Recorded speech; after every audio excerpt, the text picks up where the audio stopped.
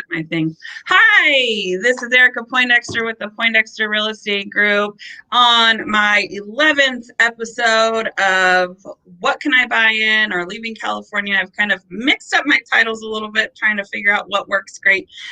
Today, I am with Sarah Phillips in Denver, Colorado, and I'm super excited. This is going to be a really fun episode learning about, we did parts of Idaho, but we haven't done anything with the geography that Colorado has. So I'm excited to kind of see a little bit about Colorado and what you guys are doing out there.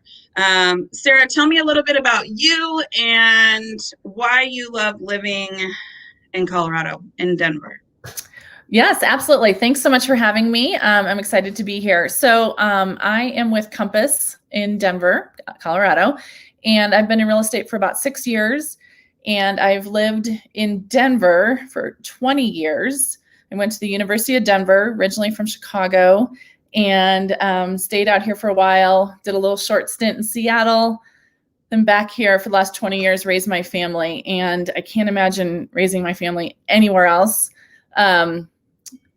It is, everyone's from somewhere else. So they're as eager to meet you as you are to meet them. We have lots of natives, but we have lots of transplants too. The weather, not going to lie, is awesome. We try not to tell people that. People think of Denver and they think of snow. Well, it snows, but then it typically melts in the next day or two. So we had a major blizzard a couple years ago. And we got 4 feet of snow in 2 days. And literally it was 65 the next day. So yeah, you don't want to tell us that because we avoid Californians avoid the snow and the humidity. Anytime. Yeah. Okay, that's the other thing. We have no humidity and no bugs. Now there's bugs. There's bugs in the mountains, of course, but down here, I'll have people move in from Chicago or Tennessee out east. They're like, "Oh, we need a screened-in porch." I'm like, "Actually, you don't." Because we don't have bugs. I mean, back where I grew up in Chicago, mosquitoes were the size of Volkswagens, right? They were just huge. So here we don't have that, which is great. We're at a mile high, right? So we're at 5,280 feet above sea level. Where I live, I'm a little bit south of Denver. I'm at 6,500 feet. So the sun is always shining. We get over 300 days of sunshine. And it's nice to be able to go to the mountains and see the snow and then come down to Denver. And right now we have a little bit of snow on the ground, but not much. We'll probably be in the high 40s, low 50s all week. We kind of need some moisture for drought reasons, but it's kind of nice. So we need some moisture over here in the Sacramento area as well. We had some rain yesterday, and then I thought it was going to rain all week, and it's nice again today. But I thought Denver was really cold. So yeah, it really isn't. We are quite mild. We can have cold snaps where we get down into the single digits, even once in a while below zero. But it's nothing like the Midwest, that bone chilling cold, because we don't have a lot of humidity. So your hair looks great most of the time. Now I am getting my hair cut, of course, tomorrow. So you get me in all my full glory. So, but yeah, the weather is awesome and the sun's typically out. And in the summer, we get the monsoonal up through Arizona, and it'll rain a little bit in the afternoon, kind of cool things off. And then by 5, 6 o'clock, the sun's out again. So what's the high? What's the highs in the summertime? In the summer, we can definitely get into the hundreds, low 100s. It's pretty rare, but I have a good friend who's a weatherman, so I'm always watching the weather. But last year we had a lot of 90-degree days. A lot. So what people don't realize about Sacramento, maybe not. So I work in the foothills of Sacramento, suburbs just outside the city, but are the same. We get 110, some real bad summers, 115. And then when I have clients who are worried about the heat, I'm like, do you forget how hot we get sometimes? Yeah. And I'm like, there's other places that may or may not get so hot. Yeah. It's a dry heat, they say. Here. Yeah, we don't have the humidity. My parents moved to Texas, and I'll go visit them, and it'll be 90 with 100% humidity, and it's gross. Yeah. But I'm like, we just stay inside. It's the same thing with any other bad weather day, right? Right. Yeah. What is your favorite thing to do in Denver. I mean, I don't know what's open or not open out there, but if it was all opened up, what's your very favorite thing to do? Well, it depends. If it's summer, so actually the summer season for the mountains is busier than the winter, which people are usually surprised by that. So I love to play tennis. So if it was, we can play tennis outdoors up and through October easily. I'm not playing right now because I have to wear a mask indoors and I might drop. So I'm not playing as much right now. But my favorite thing, hiking, love to hike. We have lots of trails. Anywhere you live within Denver, you're accessible to, it's minutes away. I have a standard poodle. And she's only 2 years old. So she's kind of still in the puppy stage. So we did a lot of dog walking, especially with COVID. It's really all we could do. Denver's slowly starting to open up a little bit. I think our numbers are going down, which is good. So restaurants are at 25% capacity. And in the winter, I don't ski anymore, but I used to ski winter. Now that I'm in real estate, the weekends are all about real estate. So I don't ski as much, but my family does. So just being up in the mountains is fabulous in the winter and just walking around Vail, Aspen, Steamboat, Telluride. It's just amazing. Yeah. There's so much to do. I mean, I'm about an hour and a half from Tahoe. So a lot of my clients are looking for that where they can still get out, do hiking and whatever. Even in Auburn, which is about 30 minutes from where I live, there's tons of hiking, not as much snow. But definitely the outdoor, being able to go outdoors and do those types of things are really, really important to my clients. And, I think that's people are looking for. I mean, they want to be able to get out into nature and do that kind of stuff. So let's look at some houses. Okay. Pull them up here. So we've got, let me get my other screen going. So we're looking at, I would kind of like to show like your service area. So you were saying from like Castle Rock to Boulder, this kind of circle net area. So about 7 counties. Something that I noticed that in doing this that we don't see in the Sacramento area is the circle. Everybody has like a circle. That outer loop. We don't have the loop thing. And when I visit my parents in Texas, it's like one side of the loop does this and one side of the loop does this, and we don't have freeways are confusing in Texas. I have a daughter that goes to TCU, and just driving around Dallas is whoo. You get used to it. By the time I'm ready to leave, I'm like, oh, that's what I was supposed to do. So we have one main artery, I-25 runs north and south. Then we have 470, that's kind of that loop, and 225, and then it hooks up to like I-70, which takes you east or west, depending on which, towards Kansas or up into the I-70 is like the main artery up into the mountains. Okay. So we're going to start, I like to go, sorry, for some reason my screen is like doing weird stuff. So I like to start in the city and kind of expand out to the rural areas and get a little bit of information from pricing. And then we kind of talk about like lifestyle in those particular communities. Sure. So let's start with South Pearl Street. So South Pearl Street is really central, like Denver, it looks like map. Okay. Yeah. Sorry, go ahead. No, it's okay. So just 1,300 square feet, about 3 bedrooms, 2 baths, 650,000. And what we talked about while we were prepping is that, sometimes house prices, I know everybody thinks, okay, I'm leaving California and I'm going to go buy something less expensive. And what I found as I've been doing this series is city centers still are expensive. Yeah. And if you're going to live in the city center, you're going to pay more. Now this is less than LA, which is more of a comparable to Denver sort of city. I mean, I'm in Sacramento, which is a smaller city. And our prices are about the same, I would say, in downtown Sacramento. So So this home is off Pearl Street, which is kind of Washington Park. We call it Wash Park area, Platt Park. These are older homes. I think this home was built in 1902. So they're charming, but they're on the smaller side. This one looks like it's been renovated and could even be a flip for all we know. Typically, so very accessible to cute restaurants, shops, whatnot. Washington Park is this big park with a lake. We'll call it a lake, but we're landlocked, so let's be clear, right? But there's a boathouse, beautiful gardens. There's a huge long walking trail around it, and people are rollerblading, occasional roller skater. There's always those weird ones. And then tons of dogs, volleyball, tennis, amazing spot. Like all the young kids, coming out of college or young families want to live in this area. Very hot area.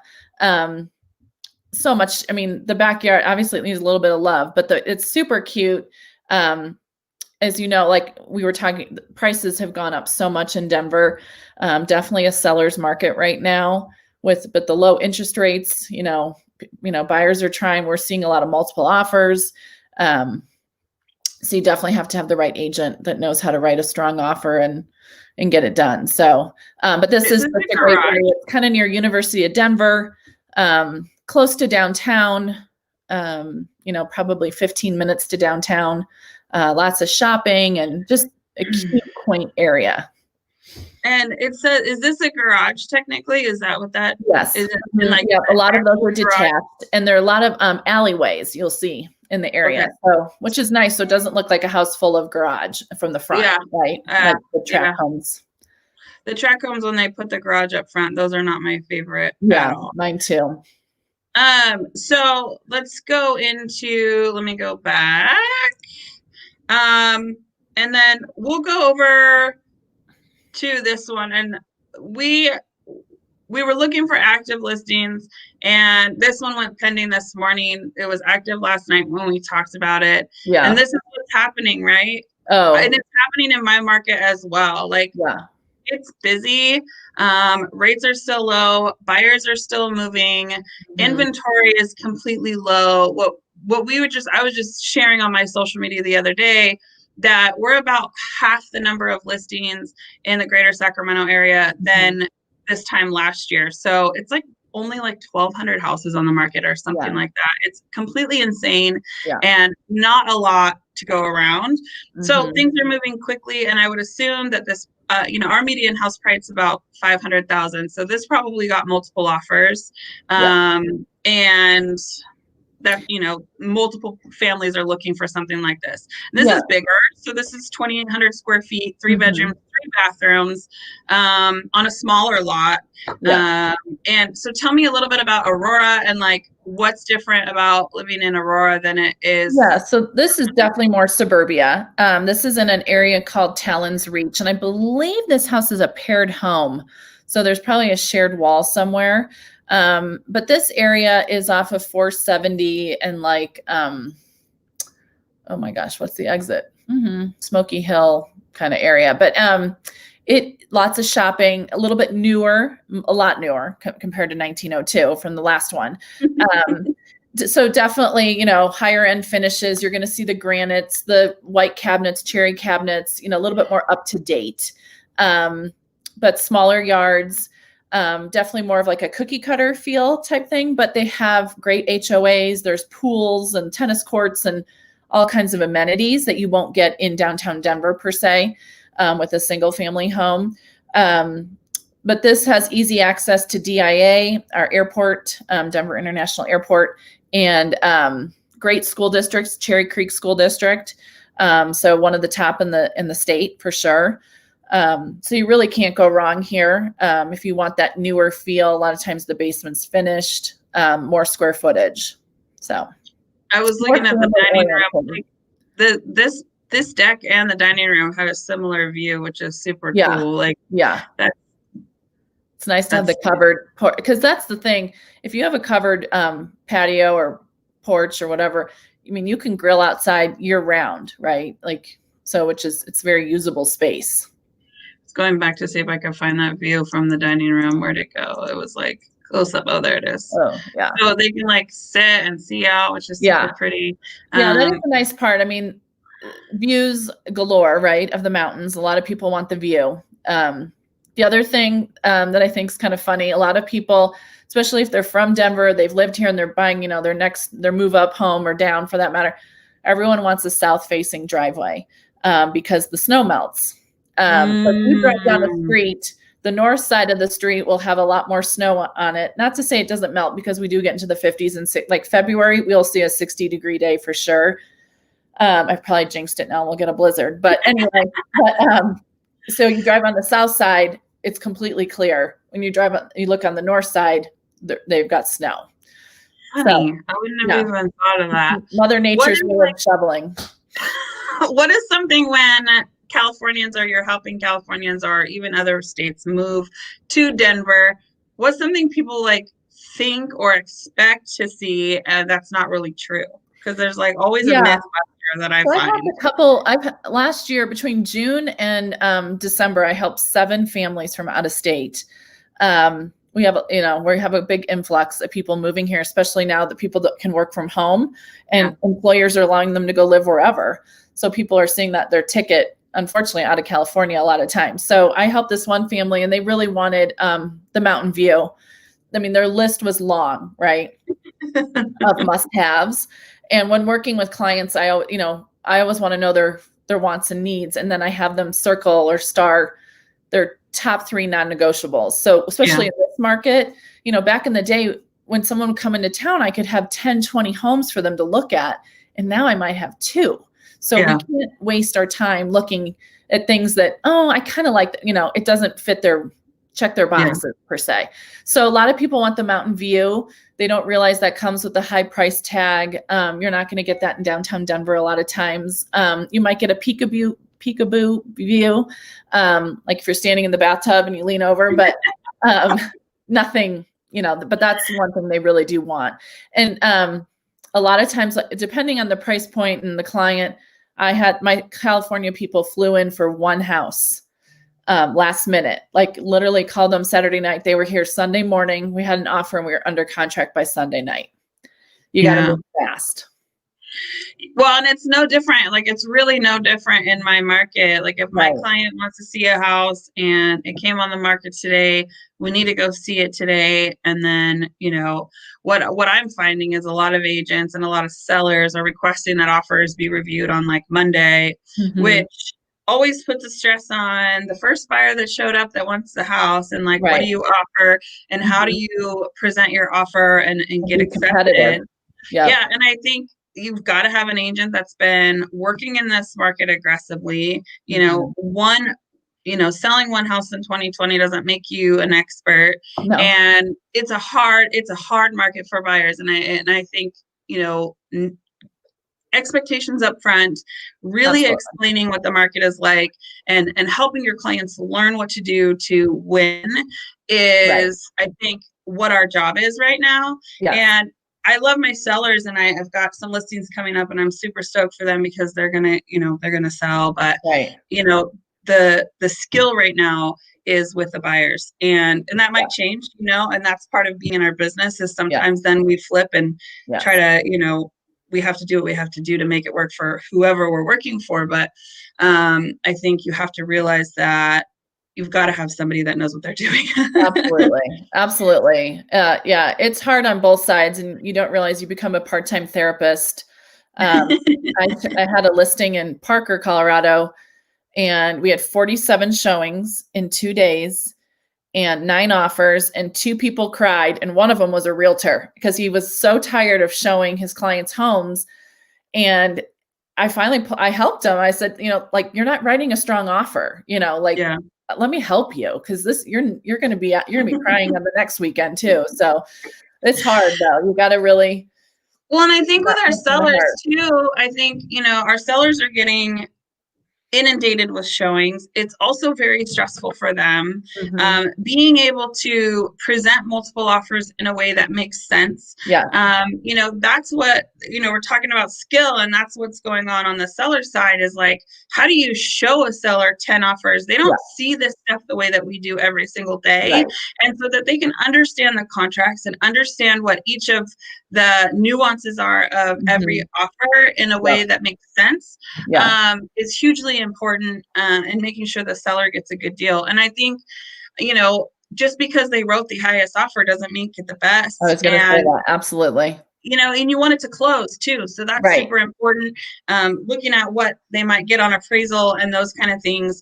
A lot of buyers in my market, if they're coming from the Bay Area into my market, they're waiving appraisal contingencies and just paying cash over, that kind of stuff. So it's, we are know what seeing you're a lot of working that. And I had a client come in, I did a FaceTime showing. They were in Washington State, and they bought this house. We went under contract sight unseen. I got to know them one weekend. They went back home empty handed, and then we started looking. And so I was driving down to Colorado Springs doing FaceTime showings, and we got the house. We beat out multiple offers, did an appraisal clause, the whole 9 yards. And the appraisal came in 71,000 short in this market. Yeah, my freckles fell off on that one. So fortunately, we had a great lender. That's the other big piece of it. If you don't have a good lender behind your buyer, you're sunk. And so fortunately, we thought outside the box. We got a new investor. We got a new appraisal. The second appraisal came in 5 over asking. So, and that's just the appraisals haven't caught up with the market some bit. And, and also as a listing agent, as a buyer's agent, you need to ask the listing agent, how do you work with appraisers, right? Because that's a really important little tidbit. You don't realize it, So I had to kind of coach this lady, this other agent. And, one of the pillars of Compass is to collaborate without ego. And so we worked together on it. She was awesome and we got it done. But I was like, this is how I present, the facts to an appraiser. I don't just let them show up without talking to me and handing them an appraisal packet and all of that. Like, that's super important because you want to get to the closing table, right? Yeah. And I think that one thing you said that is super important, and I don't think people realize that the agents that are good in their market do, is we're both here to win, right? So my client wants to close and your client wants to close. And so, yes, we want to get the best deal for both parties, but doing it in a way that's collaborative, that gets the deal done is more important than I'm better than you ego. Right. And 100%. I think our generation of realtors, those of us that have been working the last 5 to 10 years and kind of growing our businesses are very good at that. I'm finding, it's hard sometimes when you meet up against an agent that doesn't want to win together and they're just like, a little bit grumpy or whatever. But I appreciate that in the agents in my market right now that are like, hey, we both want to win. How do we get this done? I had a condo that I had listed, and his buyer was getting a divorce and contingent on the sale of their house. And then my seller needed to buy something. So she was contingent on the condo. So she was like the sandwich in the middle. Right. And he called the buyer on the condo's agent, called the listing agent for the house my seller wanted to buy to tell her how solid the deal was on their back end. And I was like, thank you so much, and that helped us win the deal. I mean, we had good terms and everything, but sometimes the contingency is super scary for the seller. You'll remember that agent and know if you ever see another offer from that person, that's a good agent, right? Yeah. And they'll want, sometimes there's value in that, I believe. So last but not least, Castle Pines, Colorado. So tell me a little bit about Castle Pines. This one is a 2,300 square feet, almost 4 bedrooms, 4 baths. This is a small lot. Yep. And this looks like a new build. Yeah. Yep. So this one is in kind of the area I live in. I know it's called Berkeley Homes is the builder. Excellent builder, local builder, truly cares about each and every home. I mean, just a good guy, the owner of Berkeley.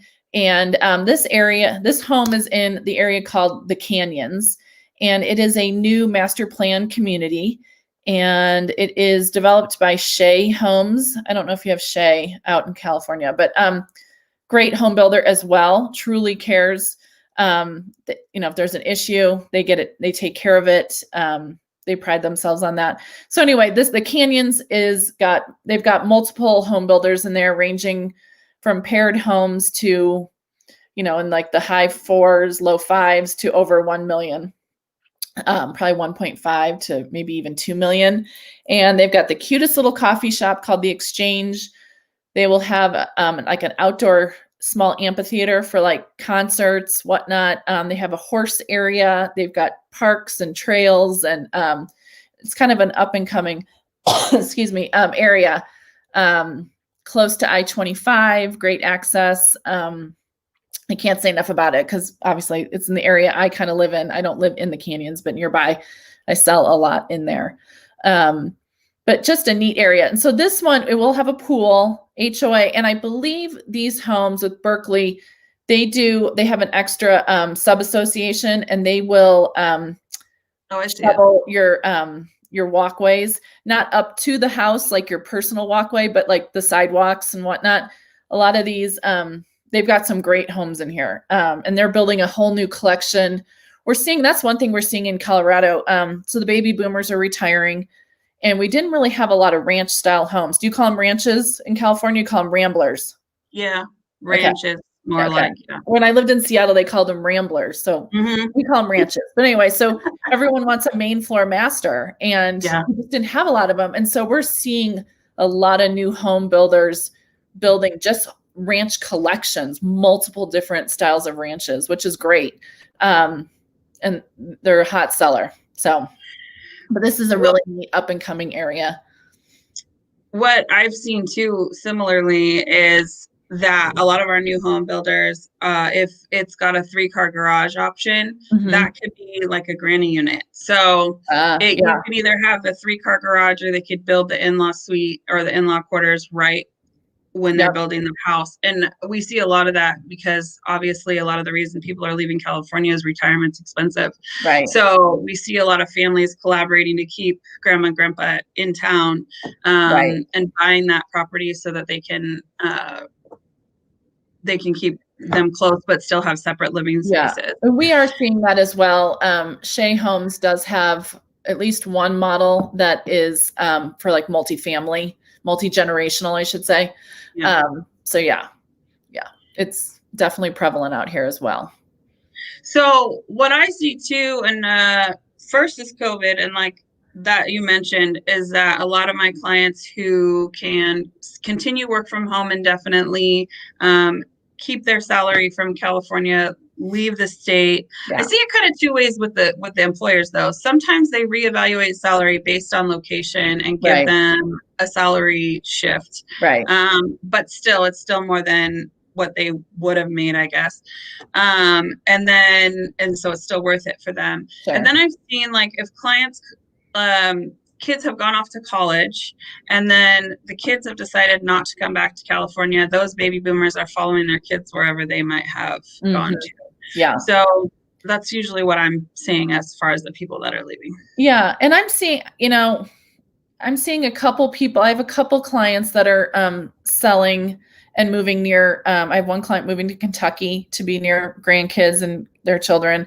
I've got another one that they've lived in Denver a long time. Now they want to go try Kansas City because the cost of living is a lot less even there. So, people are cashing out a little bit here, because prices are so high and going to trying other cities. So especially with rates so low, it's hard. And I've seen that from the coast kind of moving into the middle part of the country, just with housing.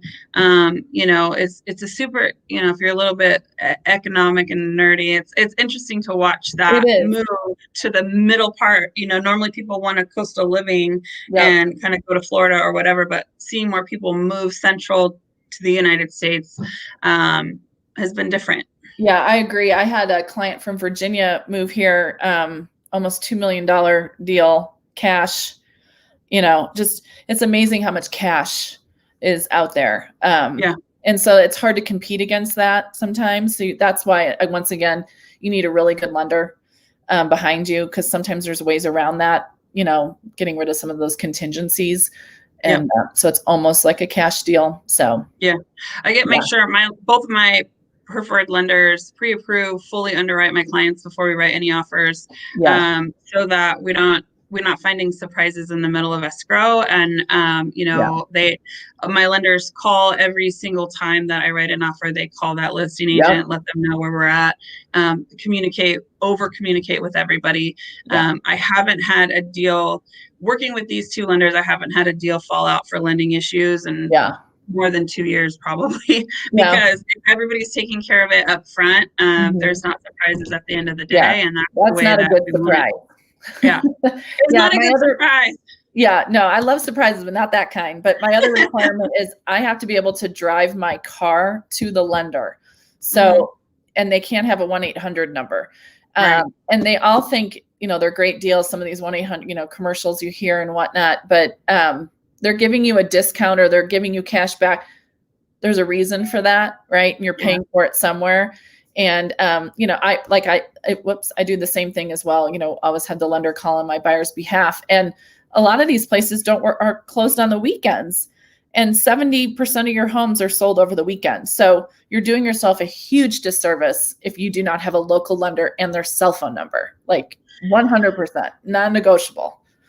And not only like with the box lenders, they're not, you're kind of a number in their system. My local lenders want referrals from you. They want additional business from you. They want your refi in 2 years. And so they're out there earning your business. And those 800 numbers, they've got commercials to do that for them. And so it's not quite the same level of service. And so it's super duper important. And I agree with you on that 100%. So tell me, let's finish this up. I'm trying to think of a good question. So what are you looking forward to, since you're my first interview of 2021? What are you looking forward to in 2021 in regards to the real estate market in Denver? Well, I will say last year, 2020, we kind of had nothing going on for the most part in the spring. We were kind of closed, shut down. And at one point it was even criminal to show a house or to have an open house. So it was crazy. So I did a lot of, it was like drinking from a fire hose from June to December. So I'm looking forward to just a little bit more balance and, some zen a little bit, just spread it out. So we're not all so crazy. And I'm looking forward to more listings coming on the market in Denver. I'm hitting up anyone and everyone I can think of. Just we've got to get some more listings. I think we're at about 2 weeks worth of inventory. And so when people are like, well, what does that mean? And I'm like, well, if no other homes came on the market, it would take 2 weeks to sell all the homes that are currently on the market. I mean, I think we're 56% less listings now than last year. So it's crazy. And so I just kind of hope that, I hate to see people overpay. I don't want anyone married to their mortgage. You got to live, because you moved to Colorado for this amazing outdoor lifestyle, and there's so much to offer and so many museums and zoos, and there's just so much to do, and the sports are amazing and all of that. But if you can't afford it because you've got this huge house payment, that doesn't sit well with me. So it's not, I hope we can find some balance.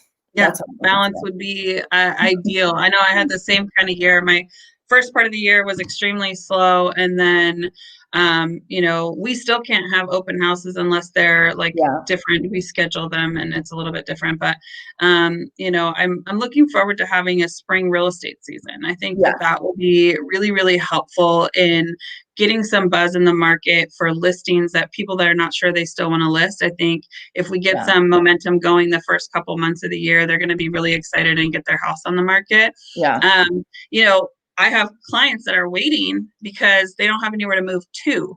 So that's part of the problem as well, is I've got some mid-market listings that could come on, but then they don't have anywhere to upgrade. So I'm kind of hoping more comes on.